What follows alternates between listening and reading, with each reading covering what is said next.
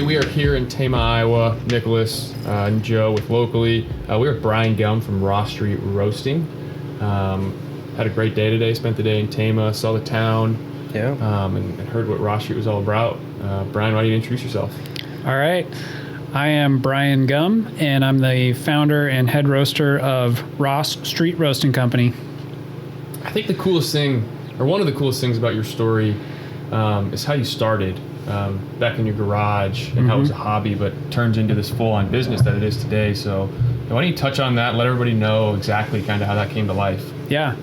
I like to think of coffee roasting and small business ownership as kind of my third career. I started roasting as a hobby when I was 34 or 35 years old, and did it as a hobby for a year and a half, and then formed the business in 2015. So we're just hitting our 5th anniversary this season. What's it like operating a roastery essentially in a small town? I mean, I think it has a lot of advantages. It might have some disadvantages, but I think you have a little bit to leverage there. So why don't you talk about that a little bit? Yeah, I mean, I knew when I first started thinking about forming a business, the advantages of being in a small rural community are very cheap real estate and a community that's very supportive of entrepreneurs because it happens so infrequently in small rural communities. Small towns are not easy places to live in. Our resources are very constrained. And so whenever somebody does something new, the community's pretty excited about it. So it's been a fun ride, and we've had really good, strong local support the whole time we've been in business. Yeah, absolutely. Yeah, I totally see a lot of advantages there. When it comes to your coffee, you know, it's delicious, first of all. Thank you. Tell us a little bit about, you know, your process to roasting coffee. You know, as many people know, there's thousands upon thousands of coffee roasters in the world, not only just America, but, you know, what makes one stand apart, specifically you? Yeah, I mean, coffee is a huge global industry. There are a lot of quality grades available in coffee, so you can have very cheap, nasty tasting coffee, and there's plenty of that in the world. And then, you know, there's kind of the middle of the road stuff, and the higher end products, the higher end coffees, which is all we deal in.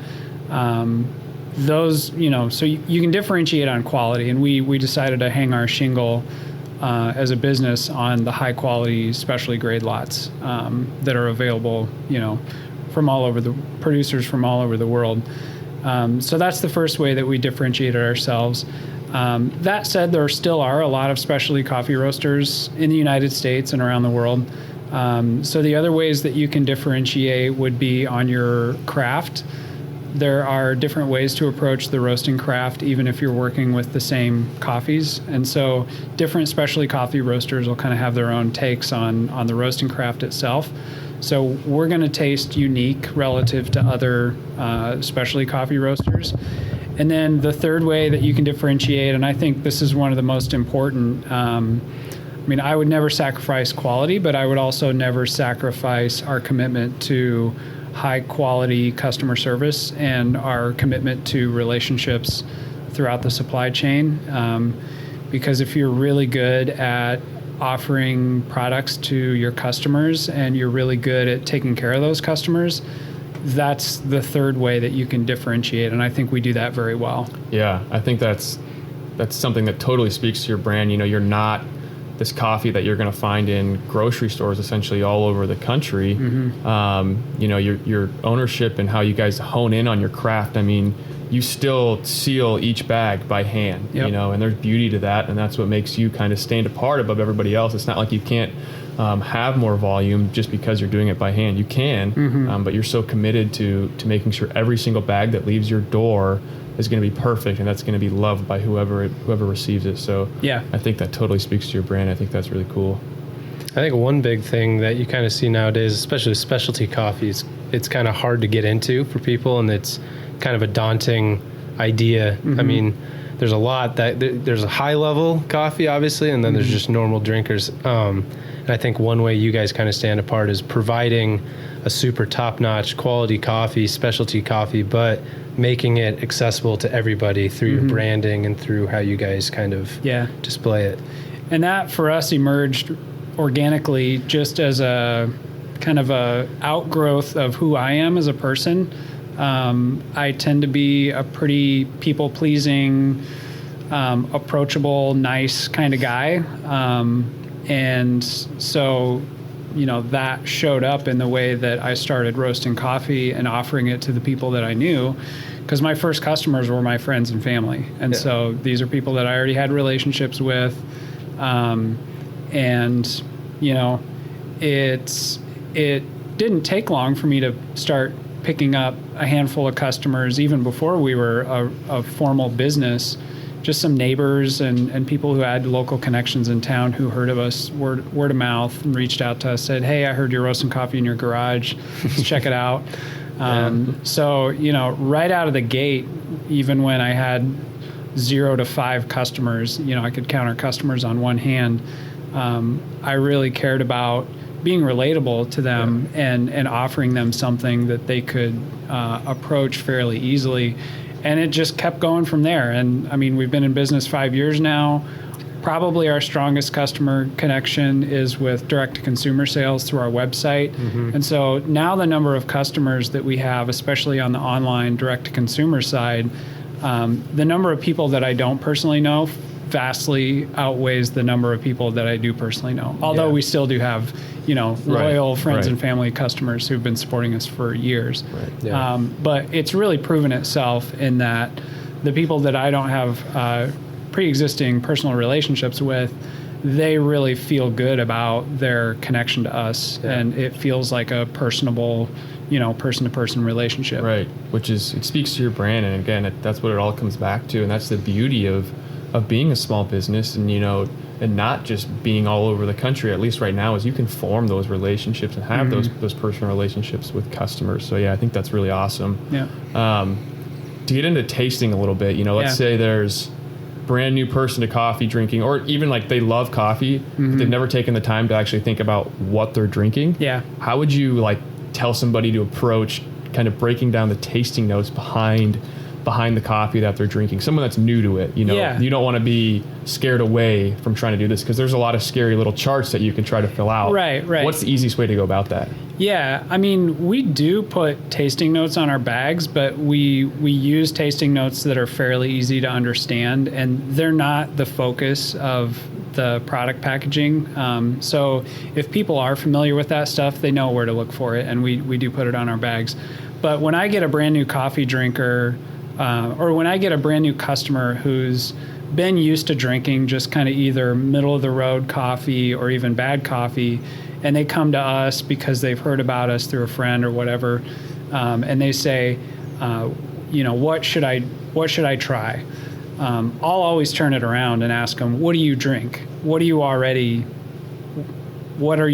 accustomed to drinking? Right. And based on that, I can then pretty quickly pair up an offering from our product lineup to say, okay, if you're used to drinking like a medium roast from one of the low-end mass consumer brands that have been around for like 70 plus years, then I've got a product for that.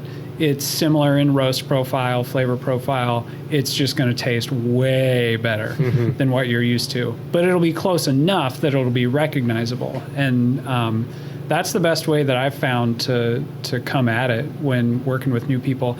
And then if people do want to learn more about the tasting notes, I just try to make it as easy to understand as possible. And I usually just frame it in terms of roast profile.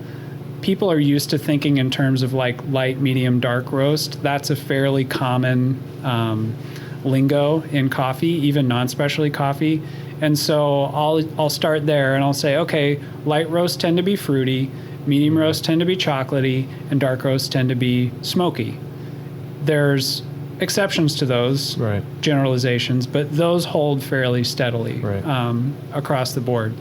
And so, I can kind of put it as simply as possible to get people going that direction. And if people want to be a little adventurous, I can take them out of their comfort zone and introduce something new to them, which I've done plenty of times. It's fun to do. Yeah, absolutely. I think that's so important. I remember when I just started drinking coffee, I got to like it. It's not like I loved it at first. I don't know if anybody takes a sip of coffee and just loves it. Yeah. It's a kind of a new taste and flavor that you're bringing on. But even as I've gotten to drink it more and I've been traveling around and meeting new coffee roasters, it still is a little bit of a daunting process if you don't know what you're doing. And you aren't spending every day roasting it, Right. It is a little bit scary, which is kind of why we're doing what we're doing, is we want to make it simple for everybody out there to enjoy really good coffee. Yeah. Which is why we're here. So, Right. From a brand standpoint and just a business standpoint, what's Raw Street's goal going forward, right? Expand your product line. What is your plan over the next couple of years to can you continue moving the business forward in such a saturated market? It's taken most of the 5 years that we've been in business to really kind of understand what we're good at. And so coming up with ambitious high-end goals was kind of difficult early on. And since we started literally from zero customers, nobody had ever heard of us before, and we built it out person to person, word of mouth, one customer at a time, trying to make it as easy as possible to introduce our brand and our product to people. What I've learned is that we have a really solid, strong brand. It's easy, approachable to the normal coffee drinker, and we've really worked hard on creating an awesome online store for customers. And we've also tried to sell commercial to coffee shops, and we do have a handful of grocery store accounts that are here in Iowa. But what I've really kind of come down on, the channel that we are the strongest in is online, direct to consumer. And so I think, it took a long time for us to really kind of see that clearly in the numbers. And so I guess my plan is to just keep building on that online brand. We don't spend a lot of money on digital advertising. We have one Google campaign that's just around our brand. So when people search for Raw Street Roasting, it's, the paid ads and the organic results are the first thing that pop up. That's it. We don't have any other paid digital campaigns running right now. We've done it a little bit in the past, and we might do it again in the future, but the vast majority of what we spend our time doing is creating new online customers, but then the secret sauce is keeping them. Right. So we do pay for digital marketing platforms that are tailored to keeping customers coming back. So we do invest money on those types of digital marketing platforms, and we spend time making sure that we make customers happy the first time and make it really easy for them to keep coming back to us. So that's my plan for growth. Yeah, I think that's so important, especially, you are hard to find. Not a lot of people are going to be rolling through Tama, Iowa, looking for a coffee roaster, right? Yeah. We're not a destination. No, But you have such a unique presence and a strong presence to be able to support being anywhere in the country, right? Yeah. You don't have to have these cafes all over for people to enjoy good coffee. Yeah. You provide the ease and the simplicity to access your goods, through this online channel. So I think that's super awesome. And, we simply hope more people are able to become more aware of your brand, to be able to enjoy that, whether that's even more people in Iowa, or all four corners of the country. Yeah. And actually, you offer worldwide shipping now. Did I see that? We do ship internationally to a handful of countries, Canada and Mexico, the United Kingdom, and Ireland. And I've added those international shipping options basically on demand.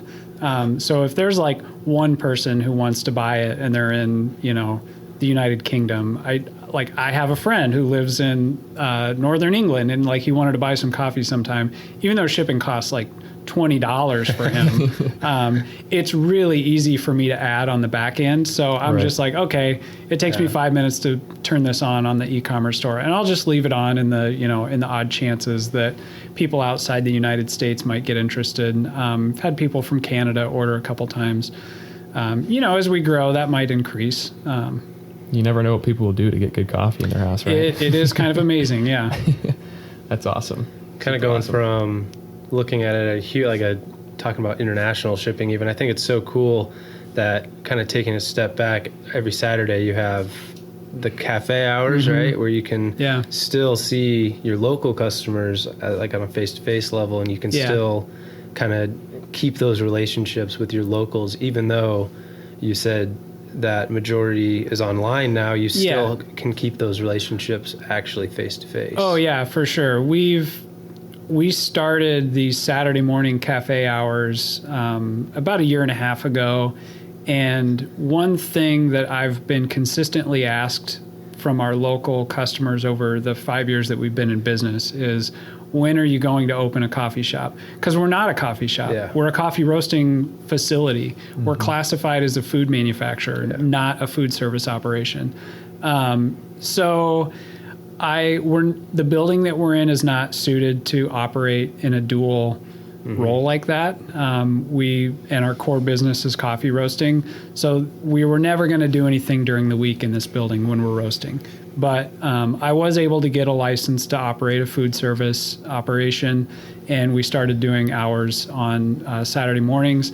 And I think of it as a community service because there is no good coffee shop here in town. Yeah. And people in town do know about us now. Like, we're very well known in our local community. And so people do like to come in and check us out. And the other nice thing about the Saturday hours is it has allowed people from out of town to even come and visit us and check out, the roastery while we're not running the loud machine. And it's a big mess in here when we're filling bags and shipping stuff out.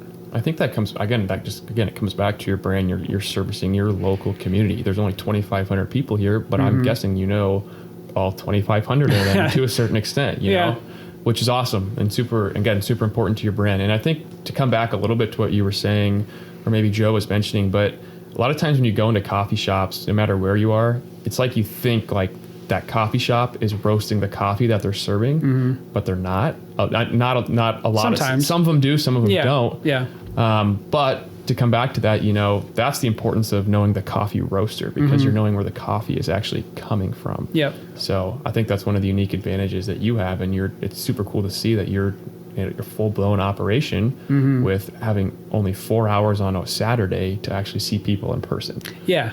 So. Yep. And we do, like, the nice thing about specialty coffee on the cafe side is, those are sometimes referred to as third wave coffee shops. They're the types of coffee shops that purchase specialty grade coffee from small micro roasters like us, and feature who their roasters are. We have some of those types of accounts, and we have a really strong relationship with the coffee shop over in Cedar Rapids, Iowa, which is an hour to the east. We've been doing business with them for 4 years, and they do a great job of promoting Ross Street in their coffee shop. They also work with another roaster, which is normal. I mean, that's pretty common in third wave coffee shops for multiple roasters to be in the same shop. So yeah, I mean, there are some commercial relationships too, like that have been really beneficial for us in growing our brand, because we do have a super solid customer base in the Cedar Rapids area, and I think the connection with that coffee shop has been a big part of that. Right. Yeah. And kind of going along with that, one of the things I think is so cool is some of the collaborations you guys have done, just from a branding standpoint with Ray Gun and with Peachtree, and maybe touch a little bit on that. Yeah, the collaborations are a lot of fun. Our first light roast blend we did with an Iowa-based company that is much more famous than we are, called Ray Gun, and they do T-shirts and all sorts of different physical merchandise materials, coffee mugs and refrigerator magnets and stuff like that. That's big time. I mean, if you're from Yeah. Iowa, you know Ray Gun. Oh, yeah. If you're from Des Moines area, you know Ray Gun. For sure. So that was our first collaboration. That was a lot of fun. I'm a big Iowa craft beer lover, so I've been, I think I was actually a craft beer connoisseur before I was a specialty coffee person. So coffee beers are fairly common for small breweries to do with roasters, and I've done a handful of collaborations with breweries here in Iowa. Lionbridge over in Cedar Rapids, Heselic, which is a new brewery in Newton, Iowa, which is close to where I was born and raised. And our best, kind of our longest and deepest brewery connections with Peachtree Brewing, which is based out of Knoxville, Iowa, but they also have a tap room and small production facility in Des Moines and a tap room in Grinnell, Iowa, which is close to where we are in Tama. Mm-hmm. And so they have a year-round mass production beer that's a coffee stout that uses our coffee in it. It's fantastic, and they've done some smaller batch styles. Like they did a German style Kolsch with a lighter roasted coffee in it that was really good. Hope we can do that again here in the next year or so. But yeah, those are a lot of fun because coffee can get picked up and used in other processes. Yeah. We've done some barrel aging projects with whiskey barrels from Cedar Ridge Distillery, which is here in Iowa, just south of Cedar Rapids. So I'll take one of their spent barrels that the ones from Cedar Ridge they've had the spirit from Cedar Ridge. Lionbridge Brewery then took and put one of their beers in it for however many months. They took the beer out, and then I went and got the barrel and put unroasted coffee in it for a month or so, and then which radically changes the unroasted coffee. It changes the flavor profile dramatically. Right. And then I roast it, and then so we've done we've got 2 products like that use that process. So that's another fun collaboration with other Iowa makers. Yeah, I think you just touched on it, but coffee's such a versatile product. I mean, it's used in so many other, food products out there. So I think that's super cool. Yeah. Especially with the collaborations that you've been able to do. Well, yeah, Brian, we appreciate you letting us kind of barge in on your operation today, showing us around Tama, and just telling everybody what your story is. We believe that is so important. At the end of the day, no matter what food you're eating or who you're talking to, knowing the story behind how that came to life and even who that person is, it's super important to knowing, and it just makes things so much better. So Thanks for sharing that with us. Yeah, happy to. Check out Raw Street Roasting in our coffee box coming out in the middle of May. I'm happy to be partnering with Brian as well as Boz Prince, a graphic designer and artist in Des Moines, to do an exclusive release. Both of them actually will be in this first box. So make sure to check it out at www.locally.com. Thanks, Brian. Thanks, guys.